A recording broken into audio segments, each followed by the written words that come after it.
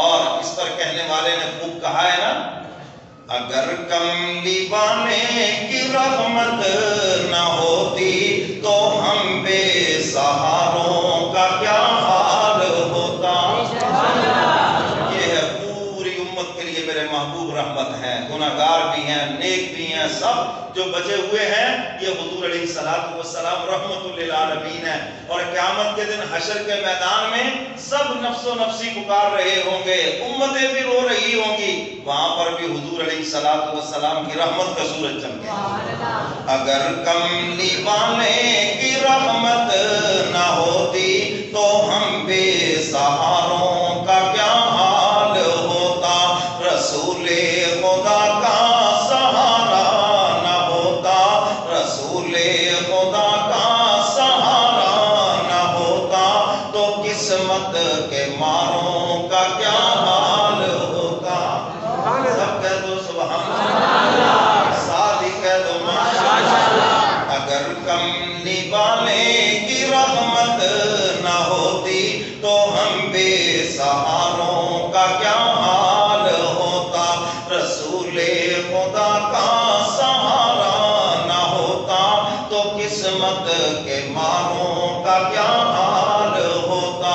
وہ آقا وہ مولا وہ رہبر ہمارے، خدا کے دلارے خدا کے ہیں پیارے۔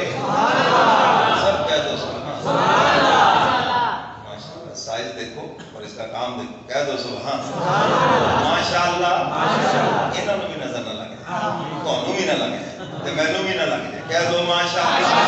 حضرت پر حق کا بات ہے جب کھا کٹی تو مولوی نوں ویکھو روپیے ہو ہی جاندے ہیں، بازو بڑی کو اندر سے مروڑ شروع ہو جاتے، کہہ دو ماشاءاللہ۔ اگر کملی والے، میں جہاں بیٹھا ہوں میں چہرے پڑھ رہا ہوتا اس لیے میں نے ان سے بھی کروا دیا، ماشاءاللہ کہہ دو کہ یہ نوے دگڑے میرے اوتے لگ جائیں، اوپر کہہ دو سبحان اللہ، ساتھ ہی کہہ دو ماشاءاللہ۔ اگر کملی والے کی رحمت نہ ہوتی تو ہم بے سہاروں کا کیا حال ہوتا۔ وہ آقا وہ مولا وہ رہبر ہمارے، خدا کے دلارے خدا کے ہیں پیارے۔ محمد جو دکھیوں کے گلیاں مہکتی، نہ گلزار ہنستے نہ بلبل چہکتی۔ کہہ دو سبحان اللہ، ساتھ کہہ دو ماشاءاللہ۔ نہ پھول کھلتے نہ کلیاں مہکتی، نہ گلزار ہنستے نہ بلبل چہکتی، جو ان کے پسینے کی خوشبو نہ ملتی، جو ان کے پسینے کی خوشبو نہ ملتی تو دلکش بہاروں کا کیا حال ہوتا۔ نعرہ تکبیر! اولی ہے یار، بھئی جواب صحیح نہیں آ رہا۔ نعرہ تکبیر! نعرہ رسالت! شان مصطفیٰ! شان مصطفیٰ! شان صحابہ! شان صحابہ! شیخ عبدالحق معتز دہلوی رحمت اللہ علیہ فرماتے ہیں یہ جو گلاب کے پھول کی خوشبو ہے یہ کملی والے پیغمبر کے پسینہ مبارک سے لی ہوئی خوشبو ہے۔ ذرا گلاب کا پھول سونگھ کے اندازہ لگاؤ کہ حضور کا پسینہ مبارک کس قدر معطر ہے۔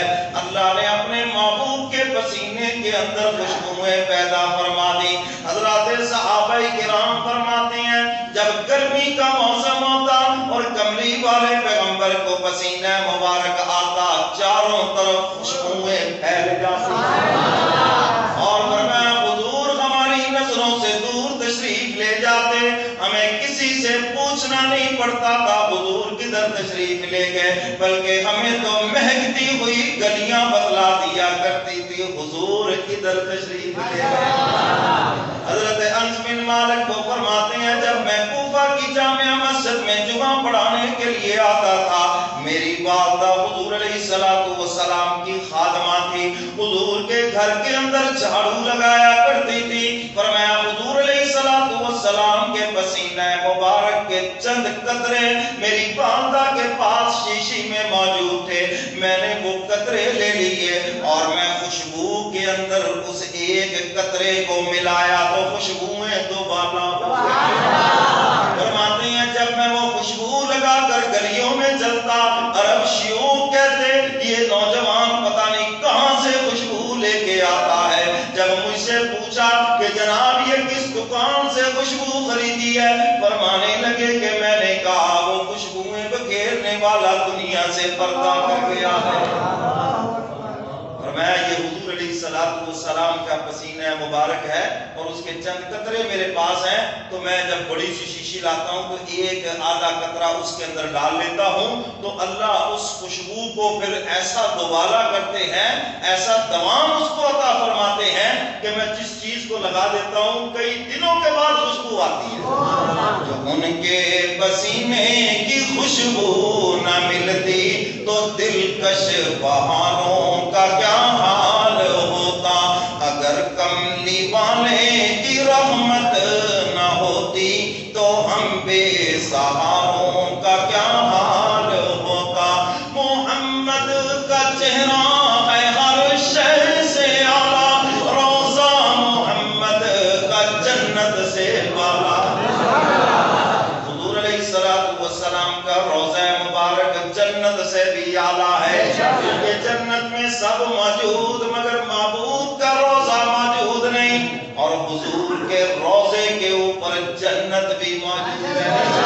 حضور فرماتے ہیں ما بین بیتی و منبری روضۃ من ریاض الجنہ، فرمایا میرے گھر سے لے کر میرے منبر تک جو زمین کا ٹکڑا ہے یہ جنت کا ٹکڑا ہے، اور قیامت کے دن یہ جو زمین کا ٹکڑا ہے یہ اٹھا کر جنت کی زمین کے ساتھ ملا دیا جائے گا۔ کہہ دو سبحان اللہ۔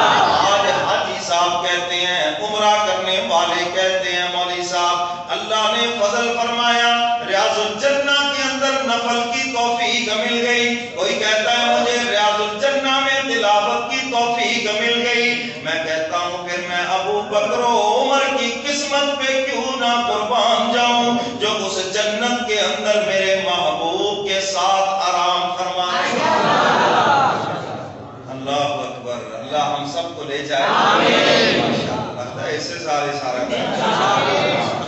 تو جب آپ ریاض الجنہ میں جائیں گے تو ذرا تصور میں کہنا آج میں جنت کی زمین پہ کھڑا ہوں، اور وہیں پر خدا سے دعا کر لینا مولا جب دنیا میں جنت کی زمین پہ کھڑے ہونے کی توفیق دے دی ہے، اب اپنے شان رحمت سے قیامت کے دن بغیر حساب کتاب کے جنت میں داخلے کی بھی توفیق عطا انشاءاللہ ہے۔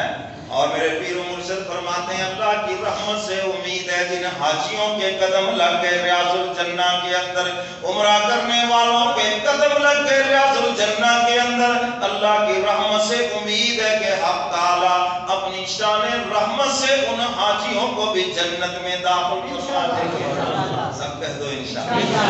محمد کا چہرہ ہے ہر شے سے اعلیٰ، روضہ محمد کا جنت سے بالا، اگر آپ آ جائیں روزے سے باہر، قیامت کے دن تو میرے محبوب نے پھر آ ہی جانا ہے، اگر آپ آ جائیں روزے سے باہر تو ان چاند تاروں کا کیا حال ہوتا۔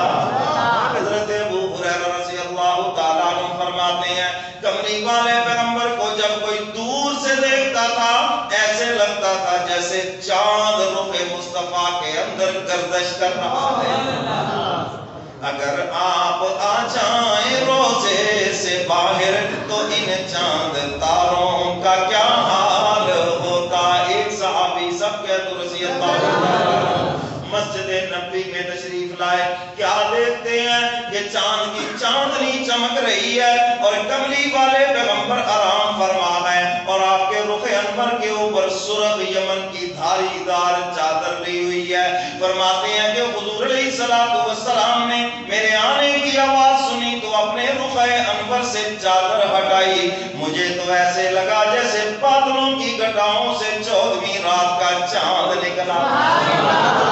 فرماتے ہیں میں نے کملی والے پیغمبر کے رخ انور کو دیکھا اور ادھر دیکھا کہ رات ہے اور 14ویں رات کا چاند طلوع ہے، میں نے دل ہی دل میں کہا، حضرت جابر رضی اللہ تعالیٰ عنہ فرماتے ہیں میں نے دل ہی دل میں کہا آج کیوں والے پیغمبر کے رخ انور کا مقابلہ چاند سے کر دیا جائے.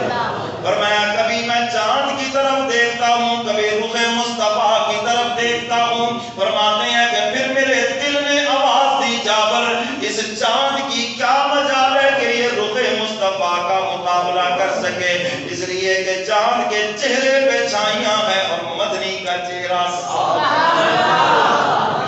چاند سے تشبیہ دینا یہ بھی کوئی انصاف ہے؟ وہ چاند کے چہرے پہ چھائیاں اور میرے مدنی کا چہرہ صاف ہے. میں نے کہا چاند تو بالوں کے حسن سے ہی ہے, تیرے تو بال ہی نہیں ہیں, میرے محبوب کی تو زلفیں ہیں جس کی رب نے قسمیں اٹھائی ہیں. اللہ نے اپنے محبوب کو اتنا حسین و جمیل بنایا ہے. اگر آپ آ جائیں روزے سے باہر تو